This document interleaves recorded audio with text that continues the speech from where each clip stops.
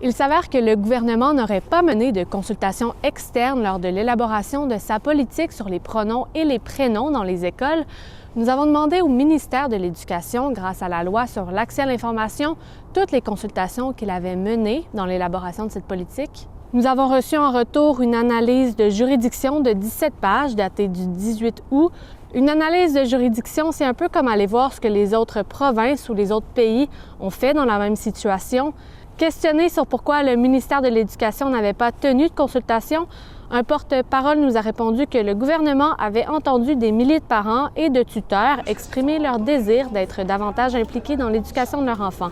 Nous avons aussi demandé d'avoir accès aux lettres que le gouvernement affirme avoir reçues de parents inquiets. 19 lettres ont été envoyées à la province et la plupart ont des formulations qui se ressemblent. 4 contiennent exactement la même phrase, mot pour mot. Pour en savoir plus sur ce sujet, allez consulter notre article sur Radio-Canada Saskatchewan. On s'en rend compte depuis quelques semaines déjà, il fait anormalement doux en Saskatchewan.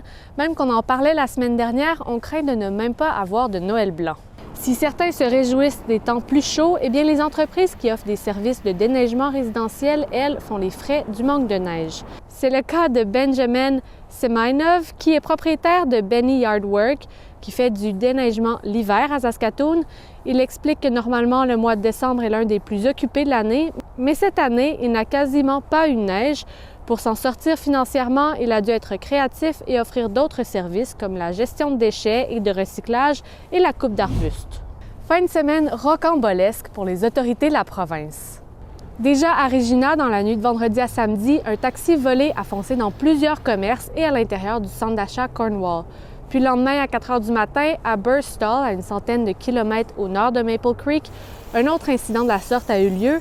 Cette fois, c'est un tracteur qui a été volé pour défoncer la façade de la caisse populaire du village. Le suspect aurait ensuite volé le guichet automatique et l'argent qu'il y avait dedans, puis s'est enfui dans un autre véhicule volé, selon les informations de la GRC. La caisse populaire reste fermée pour l'instant et la GRC a ouvert une enquête. Pour en savoir plus sur ces sujets, eh bien, allez télécharger notre application Info ou allez lire nos articles sur le site de Radio-Canada Saskatchewan. À demain!